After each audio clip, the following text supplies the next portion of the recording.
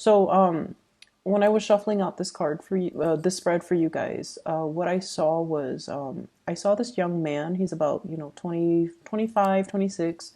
He's looking, he's wearing, I want to say Renaissance type of clothing.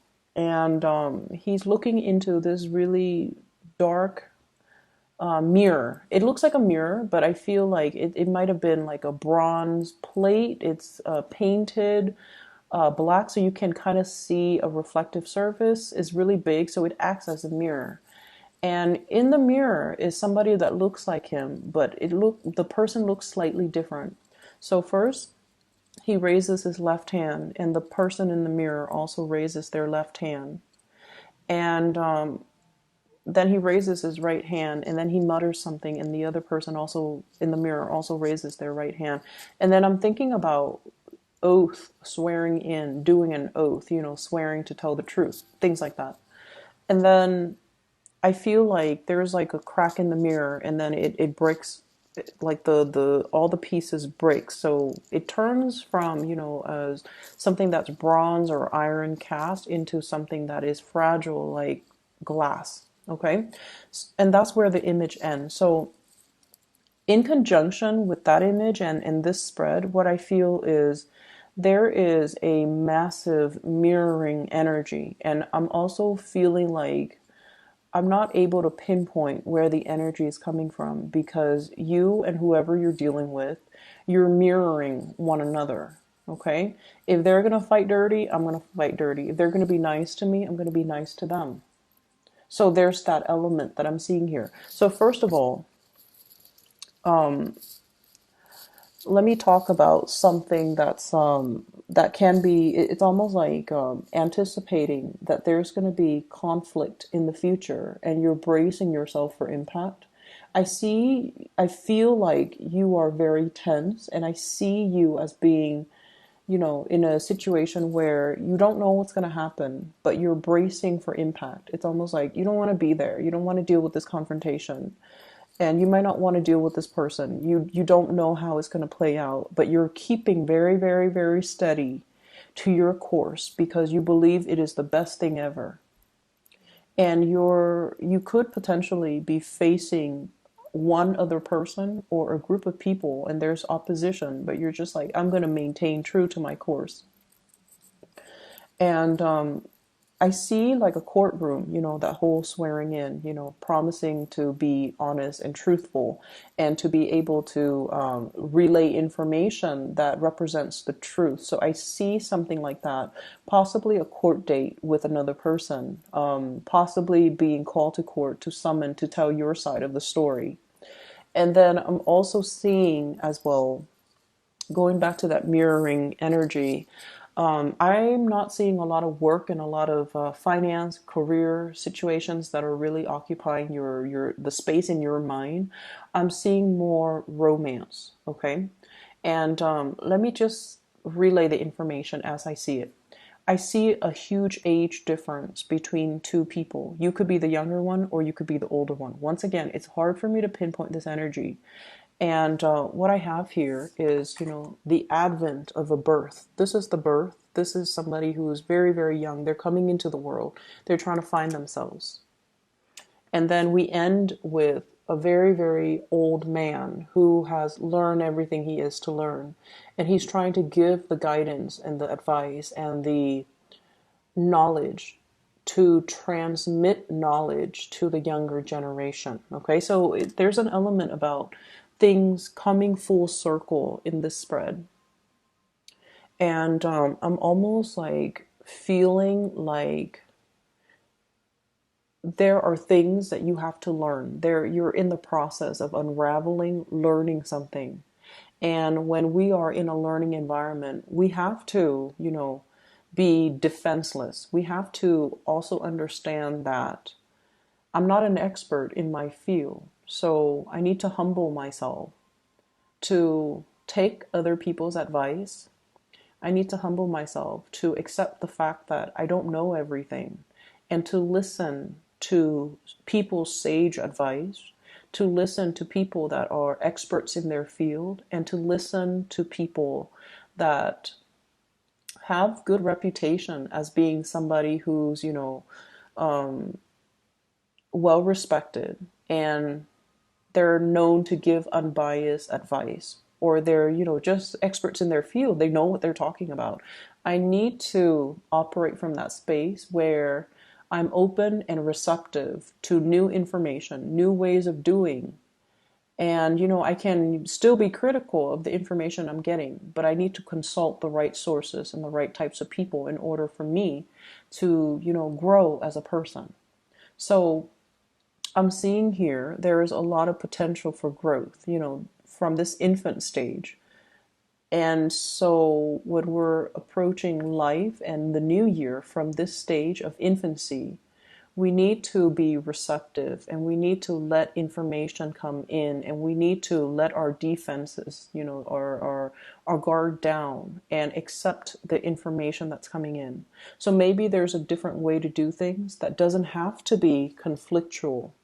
Maybe there's a wiser, a more exalted way to do things where we can give of ourselves, where we can transfer knowledge, where we can allow new situations to thrive. Okay, so steering away from conflict and moving towards a situation where it's almost like making that sacrifice, letting the ego aside in order to allow new things to thrive, in order to allow new opportunities for new people to come into the picture.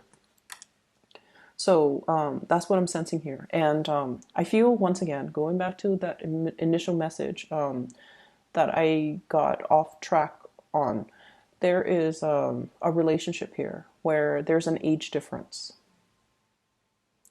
And the reason I bring this up is a lot of the times age gaps, can indicate a generational rift between two people. One person operates from more of that place of, I'm feeling, honestly, 1950s types of family dynamics, where the one person is like the breadwinner, the other person is like the homemaker or the caretaker. One person comes home with his usually briefcase, and then the other person that's at home comes and greet them at the doors. The kids are always properly dressed, they're clean, there's possibly going to sermons, on the weekends, on Sundays. So that's the type 1950s Americana type of a family dynamics that I'm seeing. One person might be used to that or might want that. And then the younger person might be looking for something a little bit more exciting. The young person might feel like, marriage is nice and all, but look at the divorce rates. Do we really need the institution of marriage? So one person might be a little bit more of a nonconformist. So I do see ideological clashes, values clashes between two people because of this age gap. And age, when we love somebody, is not really a major factor. But when we think about our childhood conditioning and the environment we grow up in, the age gap can create rifts further down the line, okay, just based on our worldview of the generation that we grow up in. I mean, look at the new generation. They're so inundated with electronics, and there's like really high rates of, ADD amongst children. So we have to factor these things into the dynamics of the relationship, and we have to really understand where the other person's coming from. Okay, and so I see this attraction, and I see a major age gap.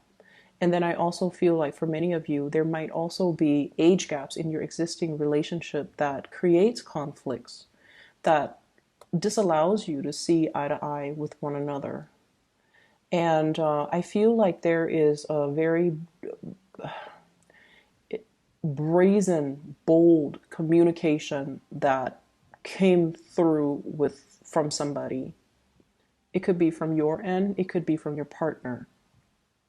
Bold, brazen communication that was like stark, naked truth. And the reason I say that is because of this card. Okay, so this is here, is equivalent to the Page of Swords. This is like bold, brash communication. And I don't feel that is brash, but I feel like somebody is putting everything on the line. I mean, he's got nothing left to lose, and he's in a little bit of an interesting situation. Okay, so somebody is offering you possibly a an interesting proposal, and you might sit with this information and you don't know what to do with it. And I'm feeling inner conflict from your end. I'm feeling like I'm feeling like there's something happening here for this week where you are awoken to your passion. You are awoken to something new. It's like whatever flame that has been flickering and, growing to embers and have been kind of squashed out in your life, it's being reignited in a very, very big way, and it's being reignited by a person. I see a physical person coming into the picture, and the flames could be anger or the flames could be love. It could be passion or it could be lust. So, however, this operates for you, it's going to be different. But I definitely see a spark of passion, of something that you thought, it's done and over with, it's gone. It's being lit up again. And so it could signal to me, facing a conflict with somebody that gets your blood pressure up, or it could be dealing with something that is new and passionate, and it's almost like either way there's some daring, provocative communication coming through, and you're sitting with it and you're like not really sure how what to do. You're not really sure what to say, and you're not really sure what you need to do. I feel like some of you might be in a relationship and you're being solicited from outside your relationship, and you're just like, no, I'm good where I'm at. I'm safe. I trust my partner. I don't know if I trust you 100%. So I feel like that's what I got. And then for others, I feel almost like you're afraid to go after this new spark of passion or pursue that person because you feel like, no, they're going to break my heart. I like them a lot, but I don't feel like they like me to the same extent. They might just want to, just sleep with me and then leave me, or they might not be looking for the same relationship that I'm looking for, or they're not as committed. They're a little bit too flighty, so I'm just going to keep my feelings to myself. So I feel that. And I don't know if it's coming from you or the other person. That's the problem, because the energy is very mirrored. You know, it's they behave a certain way, so you behave a certain way. Or you're looking at them through a specific lens, okay?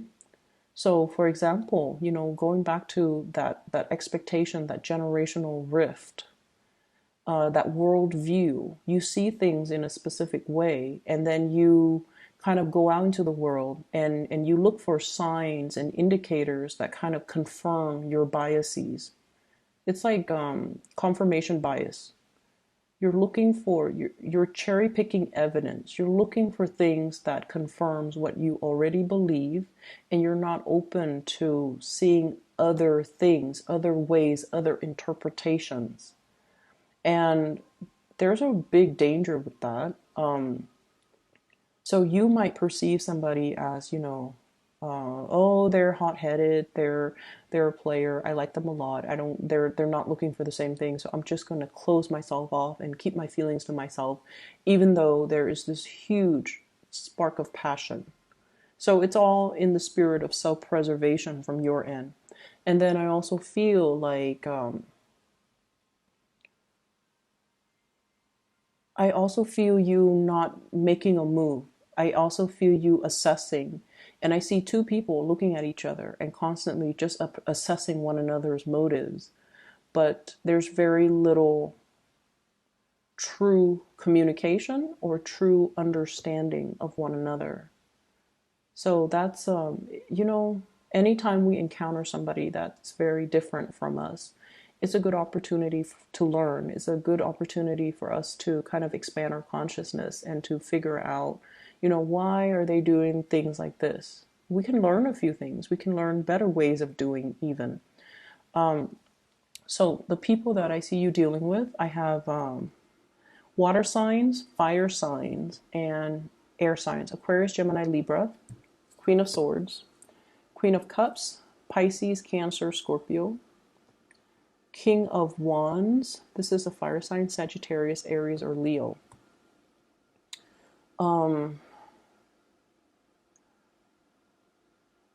I'm seeing somebody. I feel like, okay, so with the water sign, seems like there is a little bit of an ego clash, ego conflict. One person, like different interests, one person wants to do this, the other person doesn't find that entirely interesting. This is somebody who's a little bit more of a homebody. They're not in particular adventurous. Not that all water signs are not adventurous, so I apologize for the cross watchers, but this is somebody that likes the comfort of their homes, okay? They might have routines as well. And I almost feel like the communication might not be great. And then we have the air sign and the fire signs that are bringing, a lot of new passion, new ways of thinking, it's like they're expanding your consciousness, they're expanding your sense of possibilities, your optimism. So the energy is very expansive, and I feel like it's a breath of fresh air.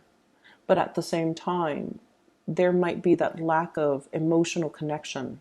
So it's almost like you're not able to 100% feel safe with either people. But it signals to me that there's a lot of options on the table. So I see the older person going for the younger person, possibly reaching out, giving them something, making an offer, giving an offer, or, being the one to break the ice, being the one to come forward, being the one to communicate.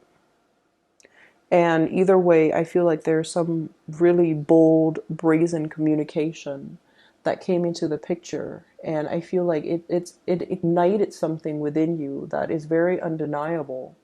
And I feel like you kind of need to act on it. Okay? I will leave it at that for you guys. I just see like court case, and I also feel like this love situation where you kind of need to let your guard down, and you kind of need to deal with the person as a new person rather than projecting things, expectations, beliefs, or whatever it is onto this new person. You have to deal with them as a new individual. Okay, I hope that makes sense.